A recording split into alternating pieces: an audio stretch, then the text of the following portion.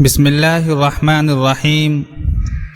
السلام علیکم ورحمۃ اللہ وبرکاتہ۔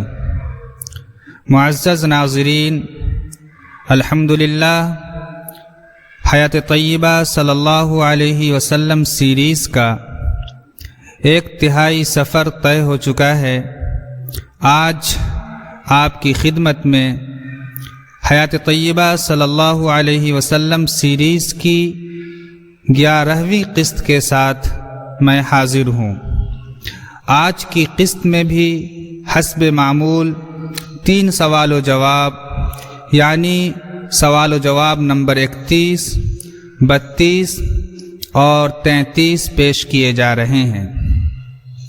چنانچہ سوال نمبر 31 ہے، آپ صلی اللہ علیہ وسلم کے دادا حضرت عبد المطلب کے انتقال کے بعد خاندان بنو ہاشم کے سردار کون بنائے گئے؟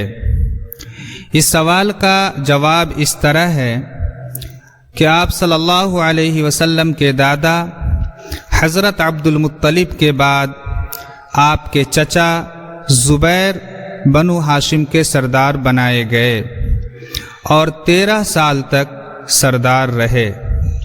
اس سوال کے بعد سوال نمبر 32 آپ ملاحظہ کریں۔ سوال نمبر 32 ہے، آپ صلی اللہ علیہ وسلم کے چچا زبیر کے انتقال کے بعد بنو ہاشم کے سردار کون ہوئے؟ اس سوال کا جواب ہے، آپ کے چچا زبیر کے انتقال کے بعد آپ صلی اللہ علیہ وسلم کے مشفق چچا حضرت ابو طالب بنو ہاشم کے سردار ہوئے اور 28 سال تک اس ذمہ داری پر فائز رہے۔ سوال نمبر 33 کی طرف چلتے ہیں۔ سوال نمبر 33 ہے، حضرت ابو طالب کے بعد بنو ہاشم کی سرداری کسے ملی اور اس وقت آپ صلی اللہ علیہ وسلم کی عمر مبارک کتنی تھی؟